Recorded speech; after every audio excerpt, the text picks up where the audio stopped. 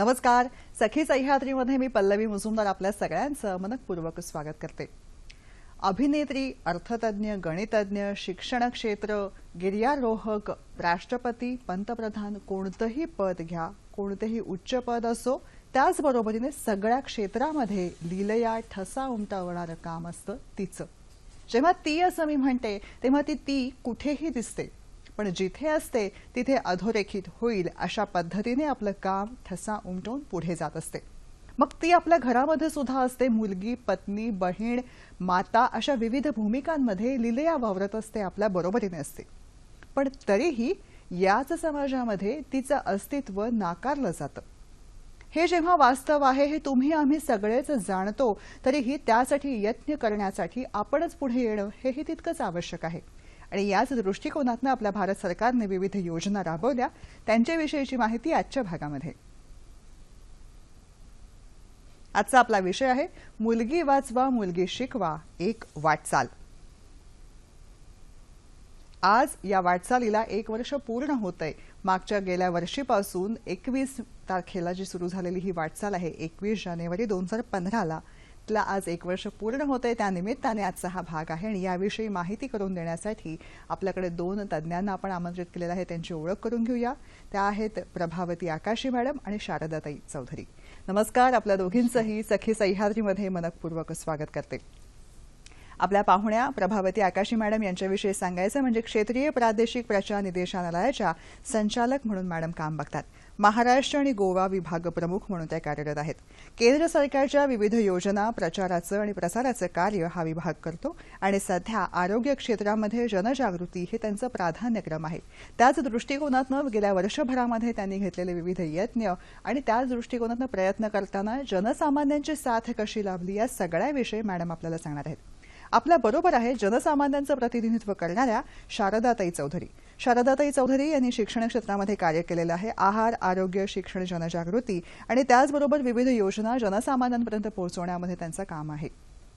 तेव्हा या दोघींकडनं आज आपण बेटी बचाओ बेटी पढाओ, मुलगी वाचवा मुलगी शिकवा या दृष्टिकोनातनं जाणून घेणार आहोत.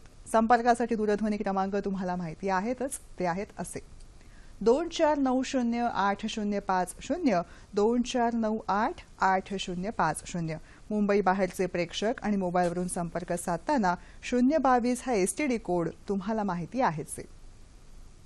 छोटीशी विनंती, नेहमीप्रमाणे प्रश्न विचारताना टीव्ही सेटचा आवाज थोडासा कमी ठेवा, जेणेकरून आमचा आवाज तुमच्यापर्यंत व्यवस्थित पोहोचू शकेल. त्याचबरोबर विषयाच्या अनुषंगाने नेमके प्रश्न आम्हाला तुमच्याकडून अपेक्षित आहेत. आपल्या चर्चेला सुरुवात करूया. मुलगी वाचवा मुलगी शिकवा एक अभियान एक आढावा याविषयी आपल्याला मार्गदर्शन मिळते. मॅडम, सगळ्यात आधी जेव्हा या अभियानाला 1 वर्ष पूर्ण झालेलं आहे, 1 वर्ष हा एक मोठा कालावधी आहे आणि यामध्ये बऱ्याच काही गोष्टींना तुम्ही गवसणी घालण्याचा प्रयत्न केलेला आहे, त्याविषयी. पल्लवी, जसं मगाशी तू म्हणालीस की विविध क्षेत्रामध्ये स्त्रिया या अग्रेसर दिसतात आहेत. आज कुठलंही क्षेत्र घ्या, तिथे स्त्रिया पुरुषांच्या बरोबरीने काम करतात आहेत आणि त्यांनी एक आपला दर्जासुद्धा मिळवलेला आहे काही स्त्रियांनी. परंतु जेव्हा आपण सर्वसाधारण लोकांबद्दल बोलतो तेव्हा असं लक्षात येतं की ह्या अशा ज्यांनी खूप काही अचीव केलेलं आहे अशा स्त्रियांची संख्या त्या मानाने फार कमी आहे. म्हणून आपण हे जी समाजामध्ये बघतोय की एक असमतोल दिसतो की स्त्रिया काही क्षेत्रात खूप पुढे गेलेल्या आहेत तर काही क्षेत्रामध्ये स्त्रियांचं प्रमाण बिलकुलच कमी आहे.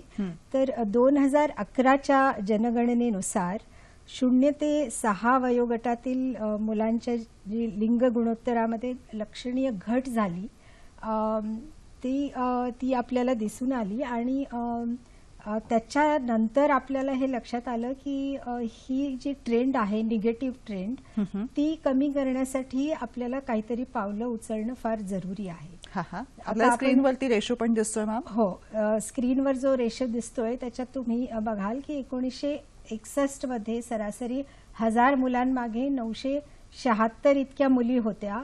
तर 2011 मध्ये हा दर सरासरी 1000 मुलांमागे 919 मुली इतकाच राहिला आणि एवढा तो खाली घसरला. यात तुम्ही आकडे बघाल महाराष्ट्राचे, जो आपला देशाचा आकडा आहे त्या मानाने महाराष्ट्राचा आकडा पण फार कमी आहे. म्हणजे देशाचा आकडा आहे 919 मुली 1000 मुलांमागे, तर तोच आकडा महाराष्ट्राच्या बाबतीत म्हटल्यावर खूपच कमी, म्हणजे 894 दिसतोय आपल्याला. आणि ही एक फारच चिंताजनक बाब होती. म्हणूनच आपण ह्या दृष्टीने पावलं उचलली केंद्र सरकारने आणि एक कार्यक्रम बेटी बचाओ बेटी पढाओ ह्या नावाने 22 जानेवारी 2015 लॉन्च केला. वा, मस्त. हा बेटी बचाओ बेटी पढाओ हा जो कार्यक्रम आहे त्याविषयी बोलताना माननीय पंतप्रधानजी त्या कार्यक्रमाला उपस्थित होते आणि त्यावेळी जे वेगळं काही झालं त्याविषयी पण ऐकायला आवडेल. हा कार्यक्रम पानिपत येथे 22 जानेवारीला लॉन्च झाला 2015 मध्ये. आणि त्या प्रसंगी त्याच्या आधी 2 दिवसाची एक प्रशाला आयोजित करण्यात आली होती. आणि जेव्हा हा कार्यक्रम लॉन्च झाला त्यावेळी पंतप्रधान काय म्हणाले हे पण आपल्याला आज ऐकायला आवडेल. नक्की आपल्या स्क्रीनवरती ऐकू येईल त्यांचा आवाज माननीय प्रधानमंत्र्यांचा. तभी तो भारत का भाग्य बदलेगा. अगर संसार चक्र को ठीक से चलाना है तो जितना सामर्थ्य और जितनी आवश्यकता पुरुष की है उतना ही सामर्थ्य उतनी आवश्यकता महिला की है. वाव, प्रधानमंत्र्यांनी काय सांगितलं ते आता ऐकलं. तुम्हाला काय सांगायचं आहे मॅम? त्या दिवशी बऱ्याच योजनांचं सुद्धा तुम्ही लॉन्चिंग केलं, त्याविषयी पण. त्या दिवशी आपण एक सुकन्या समृद्धी योजना ही लॉन्च केली. आणि त्यानंतर महाराष्ट्राने 8 मार्चला हीच योजना माझी कन्या भाग्यश्री योजना या नावाने महाराष्ट्रात सुद्धा ती अनाउन्स झालेली आहे. ह्या योजनेबद्दल आपण थोडीशी माहिती घेऊया. अवश्य. ही योजना बीपीएल व एपीएल कुटुंब म्हणजे बिलो पॉवर्टी लाईन आणि अबव्ह पॉवर्टी लाईन, दारिद्र्य रेषेखालील आणि दारिद्र्य रेषेवर असलेल्या जनतेसाठी. आणि ह्या योजनेमध्ये मुलीच्या नावाने 21,000 रुपये शासन इन्शुरन्स कंपनीकडे जमा करतं. आणि या रकमेतून 18 वर्षानंतर मुलीला लग्नासाठी 1 लाख रुपयाची मदत होणार आहे. अच्छा. बीपीएल कुटुंबातील मुलींच्या आई वडिलांना देखील या योजनेअंतर्गत इन्शुरन्स काढून देण्यात येणार आहे. तसंच आई वडिलांपैकी कोणाचाही अपघाती मृत्यू झाल्यास 75,000 रुपयाची मदत सुद्धा मिळणार आहे. किंवा अपंगत्व आलं की 30,000 रुपये शासन देणार. आणि बीपीएल कुटुंबातील मुलींना 3 टप्प्यामध्ये वार्षिक मदत पण शासन करणार आहे. म्हणजे प्रत्येकी 2,000 किंवा 2,500 किंवा 3,000 रुपयापर्यंतची मदत मुलींना शालेय गणवेश किंवा इतर आवश्यक साहित्य खरेदी करण्यासाठी अवेलेबल करून देण्यात येतील.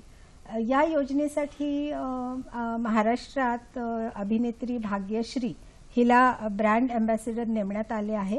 आणि आपल्या भारताची या योजनेची ब्रँड अँबॅसेडर माधुरी दीक्षित आहे. अरे वा.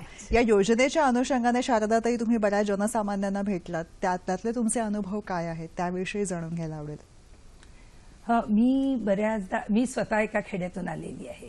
त्यामुळे माझ्या अजून पुष्कळचे ज्याला नाळ म्हणतो ती नाळ जोडलेली आहे खेड्याची. तर खेड्यामध्ये मी जेव्हा जाते तेव्हा लोकांमध्ये जागृती झालेली आहे, पण एक ठराविक वर्गापर्यंतच आहे.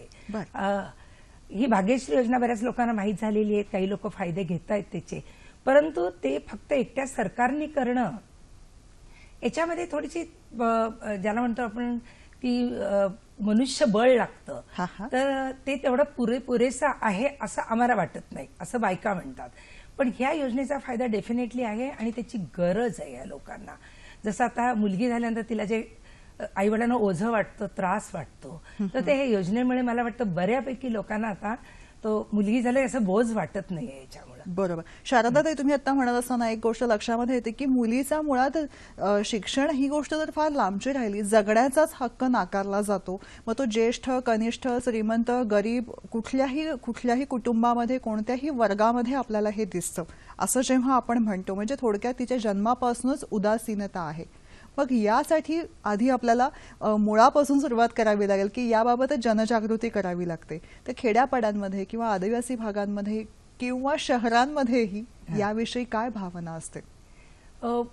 मी स्वतः माझा अनुभव आलाय की साधारण बघा, दत्तक घ्यायचं असं कोणाला जर मूल नसेल, दत्तक घेताना प्रत्येक जण म्हणतात की आम्हाला मुलगी हवी आहे, आणि त्याच ठिकाणी भ्रूणहत्या होत आहेत. म्हणजे हे किती विसंगत दृश्य दिसतं की मी आता काही माझ्या ओळखीतल्या लोकांना विचारलं ज्यांना मूल नाही, तर म्हणजे आम्हाला मुलगा नको, आम्हाला मुलगी हवी. का? तर मुलगी ही छान आईवडिलांना सांभाळते, प्रेम देते, घर सांभाळते. नुसतं घर नाही सांभाळत, एक घर दुसऱ्या घराला जोडलं जातं स्त्रीमुळं. परंतु काही ठिकाणी असे मला वाटतं याच्यामुळे उदासीनता का असावी, तर खेड्यामध्ये प्रचंड प्रमाणामध्ये हुंडा, मुलीचा जेव्हा जन्म होतो तेव्हा अरे बापरे, आता आपल्याला खर्च आला, हिचं शिक्षण करावं लागलं तर हिला हुंडा द्यावा लागेल. दुसरी गोष्ट आणखी आई वडिलांना एक काळजी असते मला वाटतं खेड्यामध्ये, हिचं शिक्षण 7वीपर्यंत शाळा आहे माझ्या गावात, पण त्याच्यानंतर मी कुठं शिकवू मुलीला.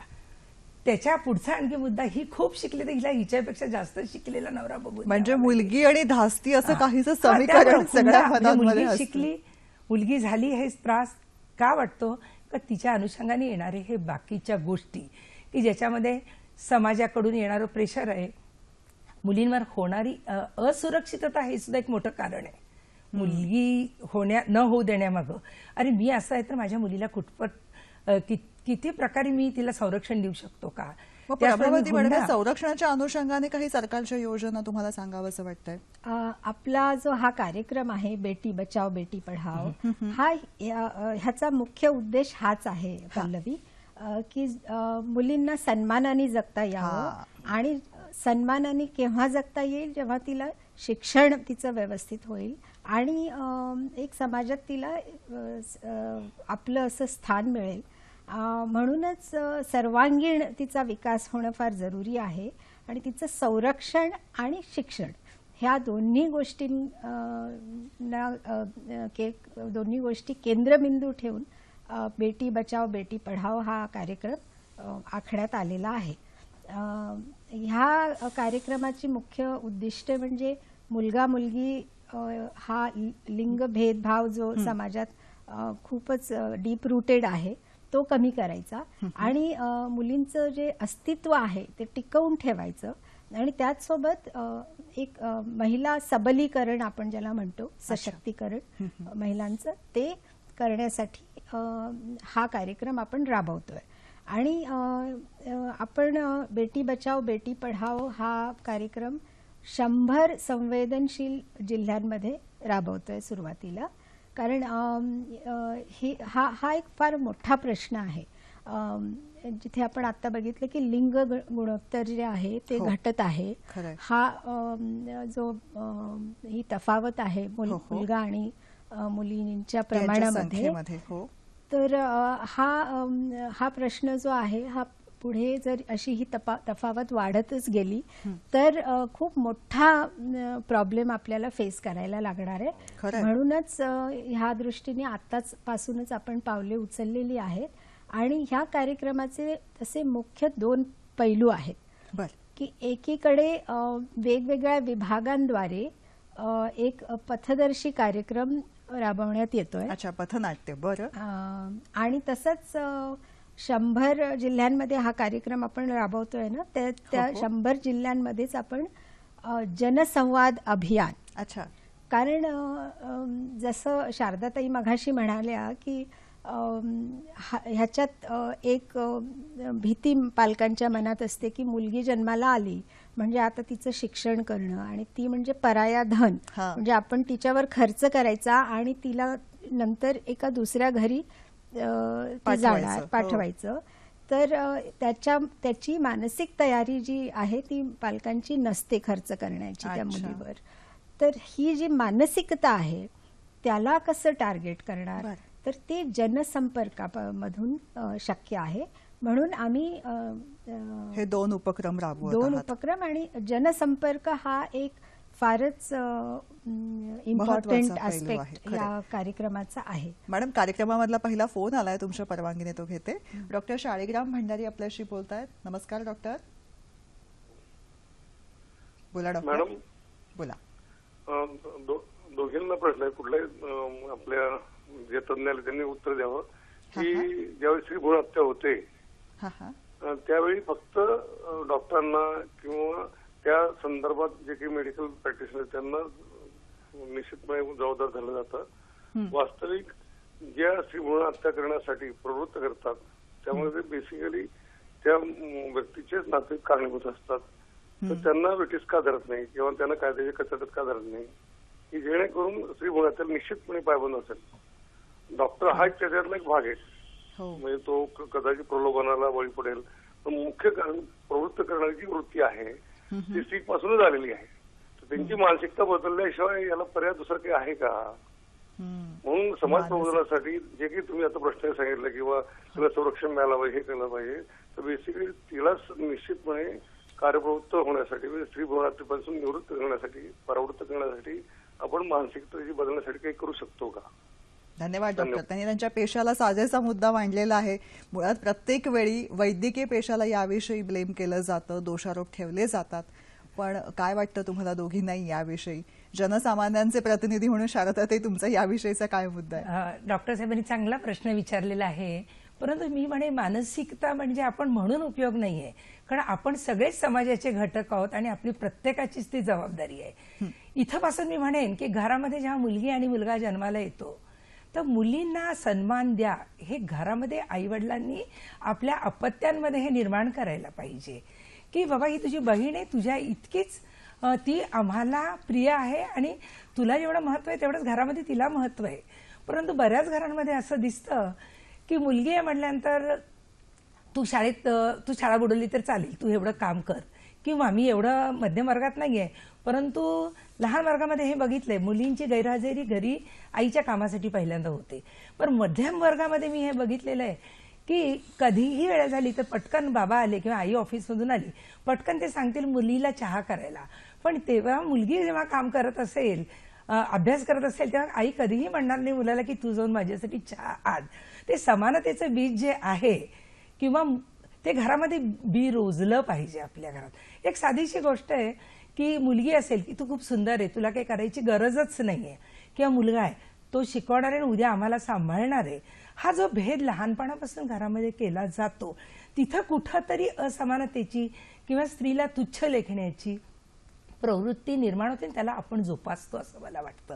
तिथं कुठंतरी आपण आपल्या छोट्याशा रोजच्या वागण्यातनं सुद्धा चांगले आदर्श निर्माण करू शकतो. खरं. पुढचा फोन आहे कार्यक्रमातला. नमस्कार. हरकत नाही, आपण पुन्हा संपर्क साधा. मुळात थोडक्यात मुद्दा असा आहे, यत्र पूजन ते नार्यः रमते तत्र देवताः. आता ही देवता म्हणजे समृद्धी आहे. ज्या घरामध्ये नारीचा सन्मान केला जातो त्या प्रत्येक घरामध्ये समृद्धी येते, भरभराट होते. पण ती मुळात जसं तुम्ही दोघी मगासपासून सांगत आहात ती सगळ्यांना सांभाळणारी आणि पुढे घेऊन जाणारी असते. पुढचा फोन आहे सुमित यांचा. नमस्कार सुमित. बोला. हा, मी सुमित दोडल बोलतोय. हा हा हा, क्षेत्रीय प्रचार कार्यालय नांदेड येथून. आम्ही नांदेड जिल्ह्यातील सोनखेड येथे आज एक विशेष प्रचार अभियानाला सुरुवात केलेली आहे. अरे वा. माताबाल आरोग्य, लसीकरणाचे महत्व आणि किशोरवयीन आरोग्य हा आमचा या अभियानाचा विषय आहे. छान. तर आज या अभियानांतर्गत आम्ही विविध स्पर्धांचं आयोजन तसेच मार्गदर्शन, माहितीपट प्रदर्शन याची आम्ही आज आयोजन केलेलं आहे. यामध्ये किशोरवयीन युवतींसाठी किशोरवयीन आरोग्याचं मार्गदर्शन आणि माहितीपट प्रदर्शनाचे आम्ही या ठिकाणी आज आयोजन केले.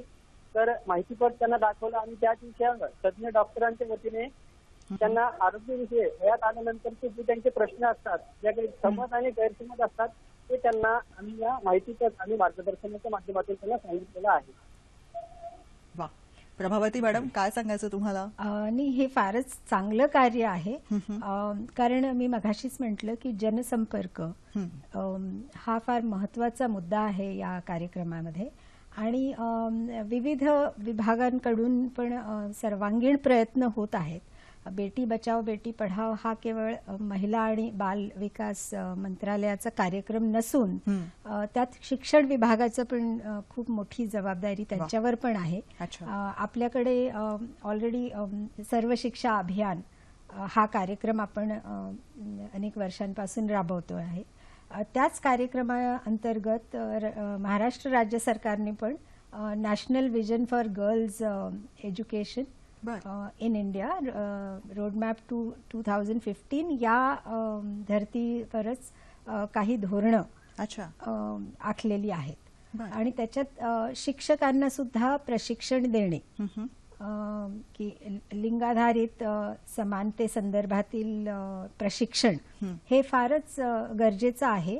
जसं मगाशी शारदाताई म्हटल्या की केवळ म्हणजे नुसता तोंडाने प्रचार नाही तर कृतीने आवश्यक आहे. कृतीने पण आवश्यक आहे आणि शिक्षकांनी आधी या समस्येचं निराकरण शोधायला हवं आणि त्यांनी इतरांना मार्गदर्शन करायला हवं. म्हणून शिक्षण खातं सुद्धा या कार्यक्रमामध्ये मोठ्या प्रमाणात सहभागी होत आहे. मॅडम, तुम्ही आता सांगत आहात ते ऐकून नांदेडहून एक लाभार्थी आहे आणि ती सुकन्या जी आहे ती तुमच्याशी संवाद साधू इच्छिते. तिच्याशी आपण बोलूया का? ती काय म्हणते ते. नमस्कार. नमस्कार. हाय, तुझं नाव काय? माझं नाव मी गायत्री संदेल बोलत आहे सोनखेडेतून. आज आमच्या शाळेत एक फिल्म दाखवली व त्यातून आम्हाला बरंचसं मार्गदर्शन मिळालं व त्यातून माझे सर्व प्रश्न सुटले. गायत्री, तुझं वय काय आहे? माझे वय 16 वर्ष. 16 वर्षाची आहेस गायत्री. वा, अभिनंदन गायत्री, तुला या योजनेचा लाभ झाला आहे. मनपूर्वक शुभेच्छा. प्रभावती ताई, तुम्ही काय सांगाल त्यांना? तर हेच असं जनजागृतीचा कार्यक्रम जो आहे तो खूपच उपयोगी पडतो. कारण त्यातून मुली प्रेरणा घेतात, पालकही प्रेरणा घेतात आणि मनात काही शंका असतील तर त्यांचं निरसन होऊ शकतं. आणि अशा प्रकारे एक मोठा आपण एक वर्ग तयार करतोय जिथे मानसिकता बदलण्यासाठी ह्या सर्व घटकांचा खूप आपल्याला उपयोग होणार आहे. खरंय. म्हणूनच आता मुली शाळेत टिकून राहाव्या याच्यासाठी पण व्यवस्थापन समिती आहेत. जेव्हा असे लाभार्थी संवाद साधतात तेव्हा खूप बरं वाटतं नाही का, की त्यांना छान वाटतं की मुलींना या अशा कार्यक्रमांमधून प्रेरणा मिळते, त्यांना त्यांच्या शंकेचं निरसन होतंय आणि त्यांना एक बळ मिळतं. खरंय. कारण आता आमच्या विभागाला प्रत्येक ठिकाणी जाणं शक्य नसतं. हो ना. परंतु आपण आता जसं आजचा कार्यक्रम आपला दूरदर्शनवर होतोय आणि बरेच दर्शक हे बघतात आहे, ह्याच्यातनं सुद्धा काही जण प्रेरणा घेतील अशी मी अपेक्षा करते. तर शाळा बाहेर आता ही मुलगी 16 वर्षाची आहे. आजच्या कार्यक्रमातून प्रेरणा घेऊन कदाचित 18 वर्षापर्यंत ती आपलं शिक्षण पूर्ण करेल आणि लग्न सुद्धा 18 वर्षानंतरच करेल. ही आपण हे महत्त्वाचं आहे. हो, कारण आपण आपल्या कार्यक्रमांच्या द्वारे, योजनांच्या द्वारे शाळेबाहेर असलेल्या मुलींना सुद्धा आयडेंटिफाय करतोय. त्यांना पुन्हा शाळेत येण्यासाठी आपण प्रवृत्त करतोय आणि त्यांच्यासाठी विशेष प्रशिक्षण, जर त्या शाळेत नाही येऊ शकत तर त्यांच्यासाठी विशेष प्रशिक्षणाची पण आपण सोय करतो आणि त्यांना मुख्य प्रवाहात आणण्यासाठी आपण प्रयत्नशील आहोत. मस्त. याविषयी मॅडम वेगवेगळ्या क्लिप्स आहेत, त्याही आपण सांगूया का? हो, एक आपल्याकडे मुला मुलींमध्ये भेद न बाळगता त्यांना मुलींना सुद्धा मुलांच्या सोबत शाळेत पाठवा अशी सांगणारी एक क्यूटशी क्लिप आहे. आपण ती बघूया. नक्कीच बघूया. बंटी और बबली पैदा हुए एक साथ, चलना सीखा एक साथ, कहानी सुनते एक साथ, सोते जागते एक साथ, तैयार होते एक साथ और दोनों स्कूल भी जाते हैं साथ साथ. शिक्षा के अधिकार के अंतर्गत लड़का लड़की एक समान, यानी सबको शिक्षा सबको ज्ञान. अहिल्या द्रौपदी सीता तारा मंदोदरी तथा पंचकन्या स्मरे नित्यम महापातक नाशनम. जेव्हा महापातकाचा नाश होतो, जेव्हा या 4-5 स्त्रियांचा जेव्हा आपण उल्लेख करतो, त्यांचं स्मरण करतो, हे आपल्या पुराण काळामध्ये म्हटलेलं आहे, इतिहासामध्ये आहे, पोथ्यांमध्ये आहे. मग हा संदेश आजच्या काळामध्ये आपण का समजून घेत नाही? आजच्या काळामध्ये वास्तवता ही भीषण का आहे? घरामध्ये जन्माला येणारं स्त्री भ्रूण हे नाकारलं का जातंय? आणि जर ते स्त्री भ्रूण जन्माला आलं तर त्याचं अस्तित्व, त्याचं वास्तव्य, त्याचं शिक्षण, मूलभूत हक्क या सगळ्यावरती फुली मारण्याचा हक्क आपल्याला कोणी दिलाय? काही प्रश्न आहेत जे अनुत्तरित आहेत. त्याचा शोध घेण्याचा एक आवाहन आहे या मंचावरून आपल्या सगळ्यांसाठी. मॅम, तुमच्याकडे प्रश्न आणि माहिती करून घ्यायची, पण बरेच फोन खोळंबलेले आहेत, त्या फोनकडेही जाऊया. नमस्कार, बोला. नमस्कार, मी रवींद्र कुडाळकर पुण्याहून बोलतोय. खूप छान विषय आपण घेतलेला आहे. माझे 3 प्रश्न आहेत पल्लवीजी. परवाच पुण्यामध्ये एक घटना अशी घडली की 15 वर्षाच्या मुलीचा बालविवाह करण्याची जबरदस्ती तिच्या पालकांनी केली आणि मुलीच्या जागरूकतेमुळे केवळ हा प्रयत्न हाणून पाडण्यात आला. खूप त्या मुलीचे मी अभिनंदन करतो. आणि असं धाडस प्रत्येक मुलीमध्ये नसतं, तर यासंबंधी धाडस येण्याच्या दृष्टीने किंवा अशा घटना हाणून पाडण्याच्या दृष्टीने मुलींनी काय तयारी कशी करावी असं आपल्या दोघींना वाटतं? हा पहिला प्रश्न. दुसरं म्हणजे असं की मुलींचं संगोपन आणि मुलींचं एकूणच व्यक्तिमत्व विकास आणि आयुष्याला द्यायची सकारात्मक दिशा या दृष्टीने मला असं वाटतं की 8वी ते 10वीच्या वर्गांमध्ये मुलींसाठी प्राथमिक कायदा साक्षरता अभियान जर राबवलं तर निश्चितच मुलींना उपयुक्त ठरेल असं मला वाटतं. तर आपलं मत याबद्दल काय आहे? आणि तिसरं मला असं विचारायचं की आदिवासी भागात मी काम केलेलं आहे मुलींसाठी आणि महिलांसाठी. तर तिथे मला जाणवलं की अनेक मुली ह्या अर्धवट शिक्षण सोडून गेलेल्या आहेत. म्हणजे इच्छा असतानाही कधी कधी ते शिक्षण किंवा एखादं व्यावसायिक प्रशिक्षण इच्छेप्रमाणे घेऊ शकत नाही. उदाहरणार्थ ब्युटी पार्लर प्रशिक्षण, तर वडिलांना वाटतं मुलीच्या की ब्युटी पार्लर शिकू नये मुलींनी. अशाही निरीक्षण माझ्या दिसण्यामध्ये आली. तर याबद्दल काय मार्गदर्शन कराल सकारात्मक दृष्टीने? धन्यवाद. धन्यवाद. मॅडम, काय सांगाल? कुडाळकरजी फारच चांगले ऑब्झर्वेशन्स आहेत आपले. अगदी बरोबर बोललात की मुलींना कायद्याचं ज्ञान असणं हे फार गरजेचं आहे. आणि त्यासाठी शाळा कॉलेजमधून कायद्याविषयी अभ्यासक्रम सुद्धा थोड्या प्रमाणात सुरू करणं गरजेचंच आहे. कारण बऱ्याचदा आपल्याला कायद्याबद्दल माहितीच नसते. म्हणजे कायदा असं सांगतो की संध्याकाळी 6 नंतर महिलेला अटक होऊन तिला पोलीस स्टेशनमध्ये जाण्याची गरज नाहीये. परंतु आपण बघतो की ह्या कायद्याबद्दल ज्ञान नसल्यामुळे बऱ्याचदा महिला संध्याकाळी किंवा रात्रीच्या वेळी त्यांना अटक करण्यात येते आणि मग त्यांच्यावर तिथे पोलीस स्टेशनमध्ये जर काही अत्याचार झाले, एक धास्ती असते असं आपण. तर कायद्याचं ज्ञान जसं हे म्हणाले की हे असणं फार गरजेचं आहे. आणि त्याच्यासाठी शाळा कॉलेजमधनं, म्हणूनच मी मगाशी म्हटलं की फक्त लेख वाचवून चालणार नाही, तिला शिक्षण देणं आणि योग्य ते शिक्षण देणं पण गरजेचं आहे. की तुमचं एक छान स्लोगन पण दिसतंय आपल्याला, शिक्षणाने माझी मान उंचावेल, होईल सन्मान आयुष्याचा. अगदी बरोबर.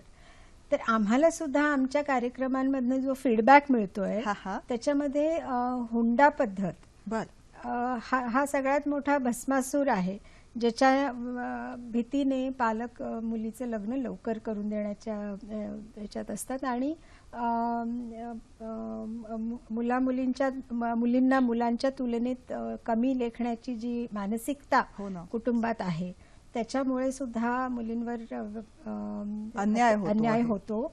आणि आपण हे पण बघतो की जेव्हा मूल जन्माला येतं आणि ती जर मुलगी असेल तर तिच्या उपचाराकडे थोडं दुर्लक्षच होतं. हे पण खेडोपाड्यात थोडं वास्तव आहे. हो, अगदी. आणि बऱ्याचदा पालकांना वाटतं मुलगी वयात आली तर तिचं कुठे वाकडं पाऊल पडू नये, समाजात आपली नाचक्की होऊ नये, म्हणूनही लवकर तिचा विवाह केला जातो. आणि म्हणून असे हे पुण्यात जो प्रसंग कुडाळकरांनी आता आपल्याला सांगितलं तसे प्रसंग घडतात. मॅडम, जेव्हा आपण असं म्हणतो प्रत्येक पुरुषाला प्रेमळ पत्नी हवी आहे, आपल्यावरती वात्सल्याचा वर्षाव करणारी आई हवी आहे, नंतर त्याचं स्वतःचं पितृत्व साबित करण्यासाठी मुलगी हवी आहे, असं सगळं एकीकडे बहीण हवी आहे, या सगळ्या नात्यांमध्ये त्यांना जायचं आहे. पण त्याचबरोबरीने घरामध्ये स्त्री भ्रूण येतं आहे हे म्हणताना नाकारायचा हक्क त्यांना कोणी दिलेला आहे? मग त्यावेळी पुढे जाऊन प्रत्येक पुरुषाला लग्नासाठी जेव्हा पत्नी हवी आहे, मग तो रेशो जो आहे तो बिघडलेला दिसतो आपल्याला, जो आपल्याला आपल्या सगळ्या नकाशांमधनं आणि जो अभ्यासामधनं गेल्या वर्षभरात आपण त्याच्याविषयी जनजागृती करत आहात. मग या सगळ्याची उत्तरं कुठे आणि कशी शोधायची? मला एक नेहमी प्रश्न पडतो, आता जसं म्हटल्यात पल्लवीताई, की इतकं पुरुषांना स्त्री अशी अशी हवी असते, किंवा तुम्ही जर इतिहासामध्ये गेलात किंवा आपलं पूर्वी महाभारतापासून पहा तुम्ही, किंवा देवी बघा सगळ्या, की जे काही महत्वाची खाती आहेत, अर्थ खातं असेल किंवा विज्ञानाचं खातं सरस्वती आहे, पैशाची लक्ष्मी आहे, दुर्गा ही म्हणजे तुमची सुरक्षितता आहे, म्हणजे मोठ्या मोठ्या खात्यावर तुम्ही स्त्रीची नेमणूक केलेली आहे. म्हणजे तिच्या कर्तृत्वाबद्दल आपल्याला पूर्वीपासून विश्वास आहे आणि होता. पण मला वाटतं आपण आधुनिक झालो, त्याचा अर्थ जसं आता प्रभाताईंनी सांगितलं की प्रमाण 1961 नंतर हे जे गुणोत्तर आहे ते कमी होत गेलेलं आहे. हे मी म्हणते की ज्या ठिकाणी शिक्षणाचा पाया रचला गेला किंवा स्त्री शिक्षणाची मुहूर्तमेढ ज्या ठिकाणी रोवली गेली, त्या महाराष्ट्रामध्ये जिथं आगरकर, फुल्यांसारखे, महर्षी कर्व्यांसारखे समाजसुधारक झाले, अशा ठिकाणी जर ही अवस्था झाली, त्याला जबाबदार कोण आहे? आम्ही आहोत त्याला सगळ्या जबाबदार. आणि ह्यासाठी पण ही मानसिकता का तयार झाली, त्याच्यासाठी सुद्धा आम्ही समाजाने काही पावलं उचलायला पाहिजे. सरकार करणारच आहे, परंतु त्या जोडीला साधनं उपयोगी नाही आहेत. त्यासाठी तुमची मनं बदलण्यासाठी, मानसिकता बदलण्यासाठी फार मोठ्या प्रमाणावर आपल्याला प्रयत्न करावे लागणार आहेत, असं मला वाटतं. खरं, एक समाजाचे प्रतिनिधी म्हणून तुमची भूमिका ही फार कौतुकास्पद आहे. अगदीच. त्यावर आम्हाला वाटतं, प्रभाताईंचा काय अनुभव आहे याच्यामध्ये, की एवढ्या जिल्ह्यातनं त्या हिंडल्या, तर सुशिक्षित लोकांमध्ये, मध्यमवर्गीयामध्ये, आदिवासींमध्ये, ह्या कुठल्या समाजामध्ये भ्रूणहत्येचं, स्त्रीलिंग भ्रूणहत्या ह्याचं प्रमाण जास्त आहे? आणि तुमचा आपला अनुभव त्याच्या पाठीशी काय आहे? प्रभावतीताई, मला वाटतं हे ग्रामीण भागात सुद्धा प्रचलित आहे आणि शहरी भागात सुद्धा आहे. आणि हा मानसिकतेचा प्रश्न असल्यामुळे आपल्याला तसं कॅटेगराईज करता नाही येणार. परंतु आदिवासी भागांमध्ये मी बघितलंय की एवढा हा मोठा प्रश्न नाहीये. कारण आदिवासी भागांमधनं आमचा अनुभव तरी असं सांगतो की स्त्रीला विशेष मान असतो, कारण स्त्री ही कष्टकरी असते. अच्छा. म्हणून त्यांना आदिवासी भागांमध्ये तरी मला एवढ्या मोठ्या प्रमाणात ही दिसून नाहीयेत भ्रूण हत्या. कारण आपण जर आता स्क्रीनवर बघतोय की महाराष्ट्रात चाइल्ड सेक्स रेशोचा, स्त्री पुरुष रेशो जो आहे तो, तर तो जो आपला स्क्रीनवर आता दिसतोय, तर त्याच्यात बघा की बीड, जळगाव, अहमदनगर, बुलढाणा, कोल्हापूर या जिल्ह्यांमध्ये हा रेशो फार कमी आहे. म्हणजे पर हजारी आपल्याला मुलींची संख्या या जिल्ह्यांमध्ये कमी वाटते. परंतु तीच आदिवासी जे क्षेत्र आहेत, गडचिरोली म्हणा किंवा चंद्रपूर, नंदुरबार, इथे आपण बघतो की ते प्रमाण एवढं अफेक्टेड नाहीये. ह्याचंही कारण मला असं वाटतं की कदाचित तिथे स्त्रीला जास्त मान आहे आदिवासी भागांमध्ये. परंतु शहरी क्षेत्रात सुद्धा बऱ्याचदा एक फॅशन म्हणून किंवा एक स्टेटस सिम्बल म्हणून मुलगा हवा असतो, मुलगी नको, सुशिक्षित समाजात सुद्धा भ्रूण हत्या ह्या होऊ शकतात. म्हणजे सुशिक्षित समाज सुसंस्कृत आहे का, हा प्रश्न पुन्हा मुळाशी येतो. आणि जेव्हा आपण स्त्री भ्रूण नाकारतो, तेव्हा एक गोष्ट लक्षात यायला हवी की आपल्या घरामध्ये असलेल्या मुलाला मिळणारी बहीण, पुढे भावी पत्नी किंवा मैत्रीण, या सगळ्या नात्यांना आपण नाकारतो आहोत. पुढे ती भावी माता होणार आहे. मग या सगळ्या गोष्टी नाकारण्याचा हक्क आपल्याला कोणी दिलेला आहे, नाही का? अगदी. पण त्याची कारणं जी आपण जेव्हा शोधतो तेव्हा बऱ्याचदा ही सोशल इन्सेक्युरिटी जी मुलींना वाटत असते की मुलगी ही घराबाहेर सुरक्षित नाही, ही जी भावना आहे ह्याच्यामुळे सुद्धा बऱ्याचदा पालक खूप प्रोटेक्टिव्ह असतात मुलींच्या बाबतीत.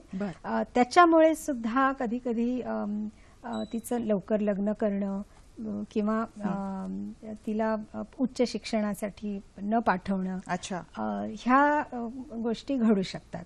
तर आपल्याकडे एक क्लिप आहे की महिलांचा वेगवेगळ्या क्षेत्रात समावेश असणं, सहभाग असणं हे फार गरजेचं आहे ही सामाजिक सुरक्षितता वाढवण्यासाठी. तर आपण जरा ती क्लिप बघूया आता. नक्कीच. हेलो पापा, कब से फोन कर रहा हूँ, फोन ही नहीं लग रहा है. अच्छा घर पहुंची कि नहीं? रास्ते में हूँ. आज ऑफिस में लेट हो गया था. ऐसा क्या काम आ गया आज? बेटा 12 बज रहे हैं. लास्ट मिनट ऑफिस में काम आ गया था, फोन नहीं कर पाए. अच्छा घर कैसे जा रही हो? मैंने टैक्सी ले ली है. ऑफिस से कोई है तुम्हारे साथ? नहीं, मैं अकेले हूँ. अकेली? टैक्सी में इतनी रात में? अरे पापा आप सुनो तो मेरी बात. पापा सुनो, टैक्सी का नंबर नोट करो. 1 सेकंड होल्ड करो. नहीं मुझे बताओ टैक्सी का नंबर. चलो. हाँ आप चिंता मत कीजिए, मैं आपकी बेटी को ठीक से घर पहुंचा दूंगी. जितनी ज्यादा औरतें होंगी ये दुनिया उनके लिए उतनी ही बेहतर होगी. चलिए इस दुनिया में बेटियों की जगह पहचानें. ही क्लिप जी आहे मॅडम ही जनजागृतीसाठी मोलाचं काम करणारी आहे, ज्यामध्ये मुळात असं आहे की शब्दांपेक्षा चित्रामधनं संदेश हा मोलाच्या आणि महत्वाच्या पद्धतीने पोहोचतो ते सांगणार. आम्ही ग्रामीण भागात जेव्हा आम्ही कार्यक्रम घेतो तेव्हा एक रांगोळी स्पर्धा हा आमचा फार पॉप्युलर कार्यक्रम आहे. आम्ही मुलांना मुलींना स्वतःला अभिव्यक्त करण्याची एक संधी देतो. त्याच्यातनं काही रांगोळ्या ज्या आम्ही बघतो त्या हलवून टाकतात आम्हाला. मस्त. आता ही किती प्रतिकात्मक एक असं रांगोळीचं चित्र आपण बघतोय की भारत माता त्या मुलीला कवटाळते आहे आणि विचारते की कुठे लपवू मी माझ्या लाडकीला, की तिच्यावर इतके अन्याय होतात, मी कुठे लपवू तिला. मगाशी आपण फीडबॅक बद्दल बोललो की आपण हा पण एक फीडबॅकचाच प्रकार आहे. अशा प्रकारची अभिव्यक्ती मुलींकडनं जी व्यक्त होते, किंवा ही आता जी स्क्रीनवर आपण रांगोळी बघतोय की मुलीच्या जन्माला नका लावू कात्री, मुलीही बनतात राष्ट्रपती. मस्त. तर ही असे म्हणजे प्रत्येक मुलीच्या मनात एक सन्मानाने जगण्याची कळकळ असते. तिला वाव मिळणं फार गरजेचं आहे आणि त्याच्यासाठी सगळे वेगवेगळे विभाग मिळून केंद्र सरकारचे वेगवेगळे विभाग, राज्य सरकार यांच्या मदतीने आपण बेटी बचाओ बेटी पढाओ हा कार्यक्रम राबवत आहोत. कालिदासाच्या शाकुंतलामध्ये उल्लेख केलेला आहे की मुळात मनुष्य इतर प्राण्यांमध्ये सुद्धा स्त्री चातुर्यवान समजली जाते आणि मग या स्त्रीला जेव्हा शिक्षण दिलं जातं तेव्हा तिच्या बुद्धीची चमक ती शब्दातीत आहे. हे सगळं आपल्या इतिहासामध्ये आहे, आपल्या संस्कृतीमध्ये आहे. आपण ज्यांना मानतो त्या साहित्यकारांमध्ये सुद्धा उल्लेखलेला आहे त्यांनी त्यांच्या लिखाणांमधून. मग या गोष्टी आपण अंमलात का आणत नाहीये? आज कलियुगामध्ये आपण वावरतो असं म्हणतो, तेव्हा कलियुगामध्ये वावरताना आपण जुनी असलेली नाळ या नाळेपासून कुठे लांब चाललोय का? सुसंस्कृत समाज, सुशिक्षित समाज हे सगळं जेव्हा आपण म्हणतो तेव्हा आपल्याला नेमकं काय व्हायचं आहे आणि कुठल्या मुद्द्यांपासून आपण फारकत घेतो आहोत हे सगळ्याचा विचार व्हायला हवा. काही मुद्दे अनुत्तरित आहेत आणि पुन्हा जुन्याशी नाळ जोडणारे आहेत. त्याचविषयी आपण जाणून घेत आहोत. मुलगी वाचवा मुलगी शिकवा या दृष्टिकोनातनं जे अभियान राबवलं त्याविषयी प्रभावती आकाश मॅडम आपल्याला सांगतात. मॅम, तुम्ही वर्षभरामध्ये जे वेगवेगळे उपक्रम राबवले त्यामध्ये जनसामान्य नेमके काय करू शकतात जेणेकरून पुन्हा जुन्या गोष्टींमध्ये जिथं आपण गार्गी मैत्रीचा उल्लेख करतो तिथेच आपण पीटी उषाही आहे आणि लताताई मंगेशकर सुद्धा आहेत, त्या सगळ्यांशी आपण जोडलं जाऊ शकतो. या सगळ्या कन्या आपल्या घरामध्ये सुद्धा जन्माला येऊ शकतात अभिमानाने. अगदी बरोबर आहे. म्हणूनच आपण प्रत्येक व्यक्ती, समाजाचा प्रत्येक व्यक्ती, प्रत्येक नागरिक आपल्या रोजच्या वागणुकीत काही गोष्टी जर त्यांनी अंमलात आणल्या तर ह्या जी निगेटिव्ह प्रवृत्ती आहे मुलींना कमी लेखण्याची त्याला आपण आळा घालू शकतो. तर आपण हे करू शकतो की आपल्या समाजात आणि कुटुंबात मुलीच्या जन्माचे आपण स्वागत करूया. बऱ्याचदा आपण बघतो की फक्त मुलाचाच जन्म साजरा होतो, मुलीचा होत नाही. पण आपण मुलीचा सुद्धा जन्म साजरा करूया आणि मुलीबद्दल अभिमान बाळगायला शिकूया. तिला बोज किंवा पराया धन समजण्याची जी मानसिकता आहे त्याचा आपण आता विरोध करायला हवा.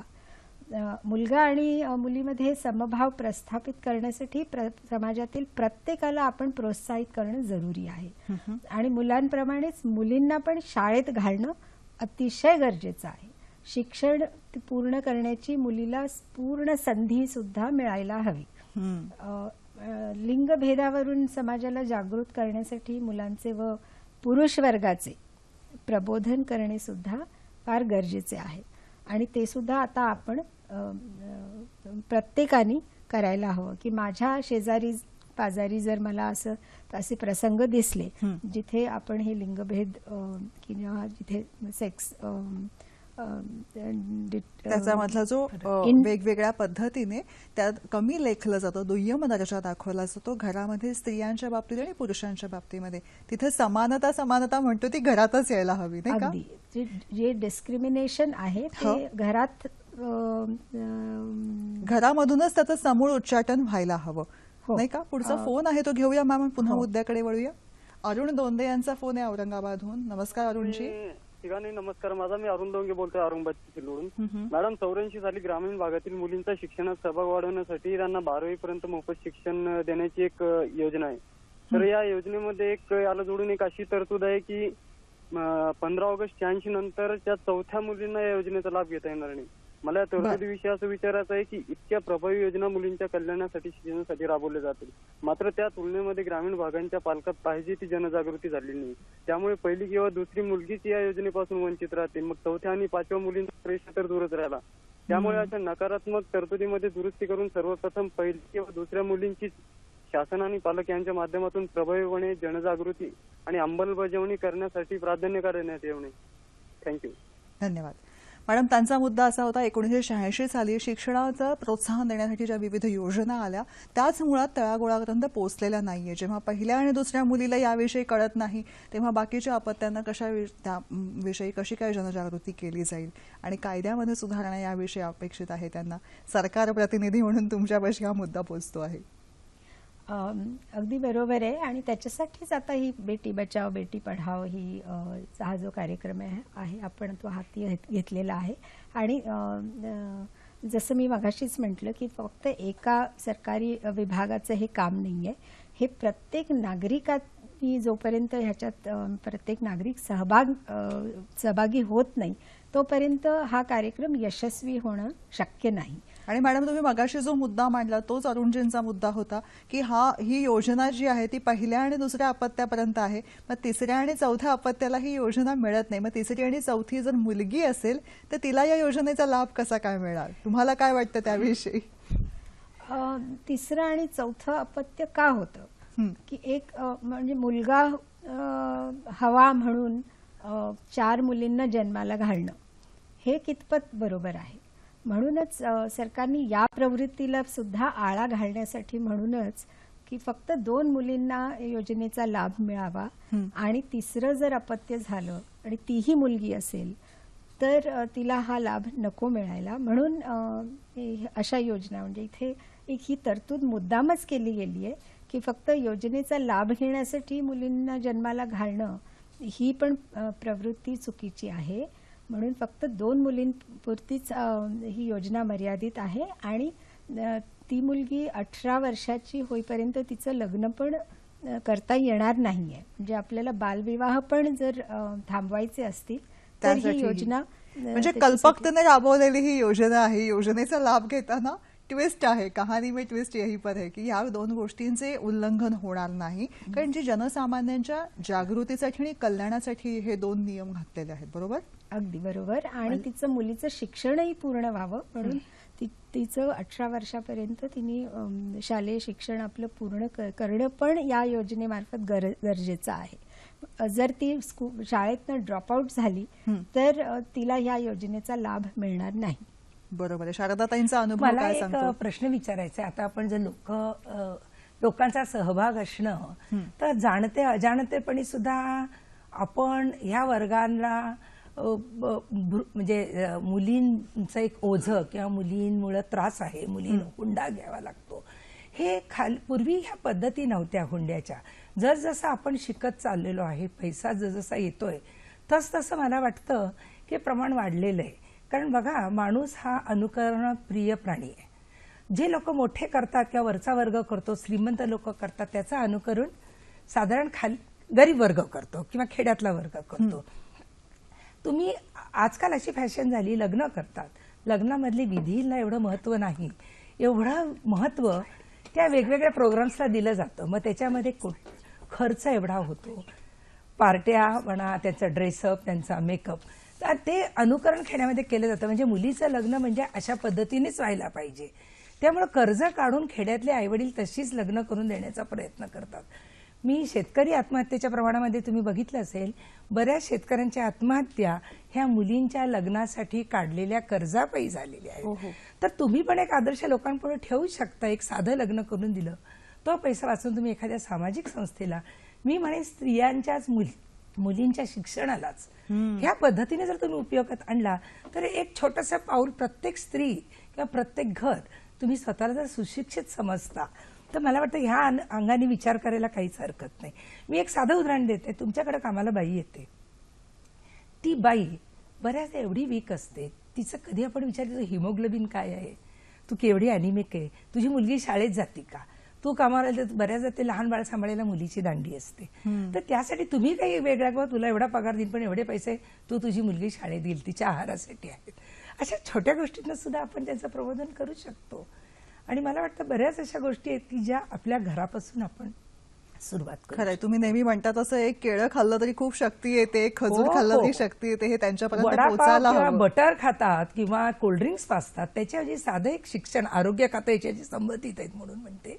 कारण गरोदर बायका ज्या जेव्हा जातात तेव्हा बघितलं त्या मेजॉरिटी अॅनिमिक आहेत, मुली अॅनिमिक आहेत, त्यांना टीबी झालेले आहेत बऱ्याच केसेसमध्ये. तर त्यांना तुम्ही एक साधा आहाराचं जरी महत्व पटवून दिलं एखाद्या कार्यक्रमामध्ये, तरी सुद्धा एक छोटीशी जनजागृतीच आहे. खरंय प्रभावती ताई, जेव्हा शिक्षणाच्या माध्यमातून पुढे जायचं तेव्हा हाही शिक्षणाचाच भाग आहे, नाही का? नाही, अगदी बरोबर. मगाशी त्यांनी साध्या पद्धतीने लग्न करण्याचा उल्लेख केला आणि ही आता काळाची गरजच आहे, परंतु असं होताना दिसत नाहीये.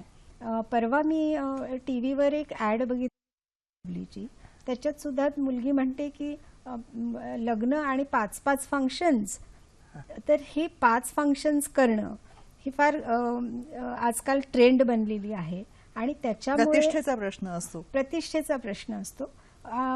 म्हणून अफाट खर्च करून लग्न करतात आणि एकाचं बघून दुसरा सुद्धा त्याचंच अनुकरण करायला बघतो. तर ही जी प्रवृत्ती आहे ह्याला कुठेतरी आपण थांबवणं फार गरजेचं आहे. ह्याच्याही पुढे जाऊन मी म्हणेन की स्त्रियांना स्वतःची मालमत्ता खरेदी करण्यासाठी किंवा वारसा हक्क मिळवण्यासाठी सुद्धा प्रत्येकाने मदत करणं फार जरुरी आहे. कारण हुंडा पूर्वी का देत होते, तर त्यांना वारसा हक्क नसायचा, पण आता कायद्याने तरतूद केलेली आहे स्त्रीला वारसा हक्क असल्यामुळे तो वारसा हक्क मिळवून देण्यासाठी घरातल्या पुरुषांनी सुद्धा पुढाकार घेतला पाहिजे. पण आपल्याला आपल्या समाजात असं दिसून येतं की स्त्रियांना वारसा हक्क देण्याचा कल नसतो. प्रभाती, तुम्हाला एक त्याच्याबद्दल मी विचारते. कदाचित तुम्ही म्हणता असं वारसा हक्काने जर मुलीला मिळाली संपत्ती, तर कदाचित हे हुंड्याचं प्रकरण किंवा हुंडा द्या हे प्रमाण निश्चितच कमी होईल आणि भ्रूणहत्येला सुद्धा बऱ्या प्रमाणात त्याच्यात आळा बसेल असं वाटतं का आपल्याला? हो, अगदी बरोबर आहे. आणि स्त्रियांना चौकटी बाहेर किंवा घराच्या बाहेर पडून त्यांना उच्च शिक्षण घेण्यासाठी किंवा त्यांनी आपला काही व्यवसाय स्थापित करावा याच्यासाठी किंवा सार्वजनिक ठिकाणी त्यांना मुक्तपणे संचार करता यावा याच्यासाठी पण प्रोत्साहन देणं फार जरुरी आहे. आणि मला वाटतं की महिला आणि मुलींच्या संदर्भात प्रत्येक व्यक्तींनी संवेदनशील होणं सुद्धा फार गरजेचं आहे. भाषा जपून वापरणं गरजेचं आहे. हे महत्वाचं आहे. भाषा जपून वापरायला हवी. म्हणून आपण आपले अनुभव, एक स्त्री म्हणून आपले अनुभव आपण आपल्या कुटुंबाशी नेहमी शेअर करायला पाहिजे. की आता माझ्यावर जर काही प्रसंग आला आणि मी जर तो माझ्या मुलाबरोबर शेअर केला तर कदाचित ही त्याच्या मनावर अगदी योग्य संस्कार होऊन तो त्याच्या बरोबरच्या मुलींबरोबर मैत्रिणींबरोबर, पत्नीबरोबर आणि पुढे जाऊन मुलीबरोबर सन्मानाने वागू शकेल. अगदी बरोबर आहे. म्हणून हे फार गरजेचं आहे की आपण आपले अनुभव आपल्या कुटुंबात शेअर करूया. आपल्या कुटुंबातल्या पुरुषांना आपण प्रबोधन करणं फार गरजेचं आहे. त्यांच्या मानसिकतेत बदल झाला म्हणजे आपोआपच पूर्ण समाजात बदल होण्याचे चांगले चान्सेस आहेत. म्हणून मला वाटतं की हे जे शेअर करण्याची जे मी आता सांगितलं त्याच्यावर एक छोटीशी क्लिप आहे, ती आपण जरूर बघूया. अवश्य.